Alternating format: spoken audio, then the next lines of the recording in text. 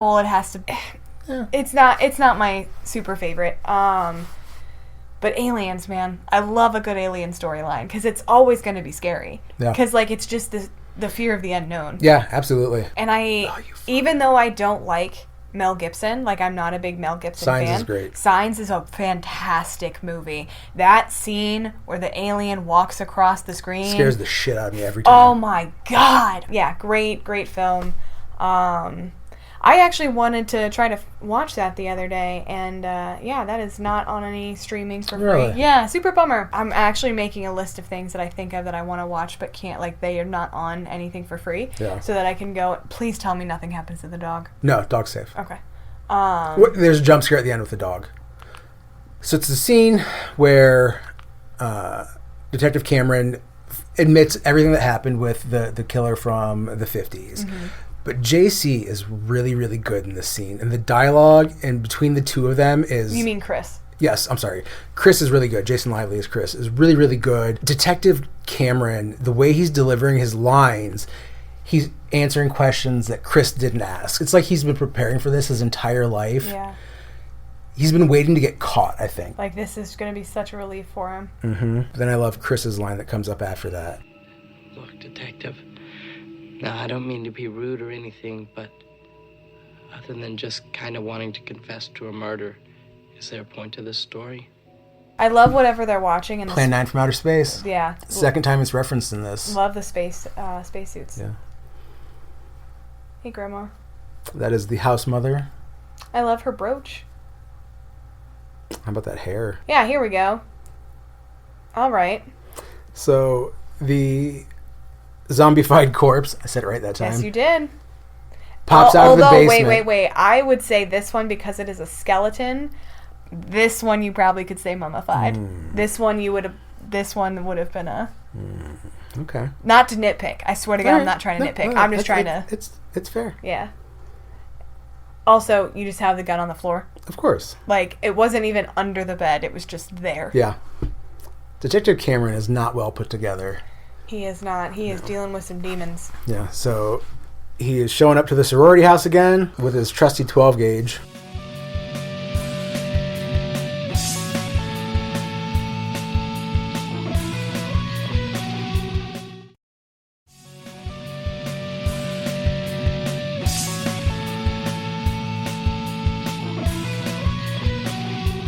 So Tom Atkins is on record as saying this is his favorite movie that he's ever been in. That's fantastic. Yeah. That's awesome. Yeah. I like that Tom Atkins likes his work. You know what I mean? And he has just fully embraced everything about it. Yeah. The fan conventions, the fun, the camp, all of it. Yeah. But his line about this, he was asked about it at a screening they did, I think at the Alamo Drafthouse. But they said, like, why is it your favorite movie? And he said, oh my God, you just watched it. It's my favorite role because I get all the great lines ever written for anybody in a film thanks to Fred. Yeah. So he's like, thrill me. He says Miller time. He calls him spanking alfalfa. And then he says his exact favorite line is the one that's on the poster. Well, girls, I've got some good news and bad news. The good news is your dates are here. Bad news is they're dead. Yep. And that's his favorite line, and very fitting because it's fucking great. I used to have a Night of the Creeps shirt that said thrill me, and it had that kind of Tom Atkins holding a shotgun image on it. That's awesome looking. Yeah. For a movie with not a very large budget, it does a lot of gore effects really, really well. Really, really well. I love the way that looked. Yeah, and the slug effects, even though they are very dated, they're creepily dated. They are super creepy. Yeah. So when James Gunn's Slither came out, it had a lot of comparisons to this. And I don't think unfairly. I think James Gunn's movie is very different. I love that everywhere on the college campus is just teepeed. Yeah. In some of the scenes, you can see the string pulling the slugs. I love the 80s hair and makeup in this. Yeah. Look at that. That's fantastic. And all the girls wear teddies. There we go. Yeah. Now we have some tits. Yeah. I mean, they're in a sorority house. You were bound to see them at some point. I know, but come on. And all their hair is dry in the shower, by the way. Yeah, and perfectly curled. Mm-hmm. I love this montage. It's a great 80s montage. Yeah, it is. It really is. People getting ready, slugs going through the grass. Oh my god, so much Aquanet. Yeah. Did I say Aquaphor? You did. Shit, I meant Aquanet. So much Aquanet hairspray. Yeah. That's so funny too, because Aquanet was what my biological mother used growing up. I think everyone's parents used Aquanet growing up. Yeah, that was my first introduction to hairspray. It was the only hairspray that existed for hundreds of years. Yeah. So JC has now been missing. Yeah. And Chris finally realizes it and sees a tape recorder sitting there. That has a little notebook piece of paper that says listen. Mm-hmm. And it's really sad. This is a really sad recording. We can't hear it right now, but... there's one inside me. So JC is narrating, and... It got in through my mouth. I can feel it. His voice is very kind of strained. It's in my brain. It's like low and sad. I don't have a pulse or a heartbeat. I think I'm dead. I killed one. I lit a match to it. I think fire will kill them. I've got to the furnace room, the basement. I've gone to the furnace room, the basement. If I don't come back, heat will kill them. I walked, Chris. All by myself. I walked. I love you. Good luck with Cynthia. And then just a growling sound. Yeah. It's really, like I said, it's a really sad scene. The characters in this are really heartfelt. Mm-hmm. For it being a B movie and them setting out to make a B movie, it has a lot more heart and a lot more depth than you would expect. Yeah. There are big budget mainstream movies that people fucking love that don't have the depth that this movie has. Correct. I know that's a very hyperbolic statement, but I think it's true. It's very true. Yeah. And none of these actors are like big name actors. Like Tom Atkins, to me, is a big name actor because I love the films that he's in. Yeah. Jason Lively as Chris, like he was kind of popular because of the National Lampoon movies. Sure. But if you said, do you... I don't know Jason Lively. Exactly. Like, I don't know who he is. Yeah. You know what I mean? Like, this is the first time I'm seeing him. Mm-hmm. Unfortunately, you're introduced to JC's body. Yeah. Fortunately, lots of... dead slugs. Yep. Melted slugs. So, when JC was infected and his head split open, which I'm sure is what happened here, the slugs, as they would, burst out and slither away because he was in the boiler room and it was hot. They all melted. Yeah. And I think they don't show JC's exploded head. And I really love that. Me too. Because it's a lot of respect towards the friendship. Mm-hmm. So I did notice that, and I did appreciate it. Because, he was the heartfelt friend. He was the one who figured it out. It's really nice that they give the body the respect, and that his friend didn't need to see that. Mm-hmm. I'm sure there was honestly some budgetary reasons that they didn't do it. Oh, sure. But we're looking at it as a very... I'm choosing to believe that they did it out of respect for the character. Yeah. Fortunately, good old Brad here is about to get slugged, so your eyes... Is that dog okay? Yes. I do like that he's talking to the dog. The dog, did you see that thing? You fucking liar. You goddamn liar. I forgot. Hate. So the dog infected Brad. Yeah, the dog that had been eaten and had no eyes. Partially eaten. And the slug jumped out of its mouth and into Brad. I asked you one thing. I totally forgot.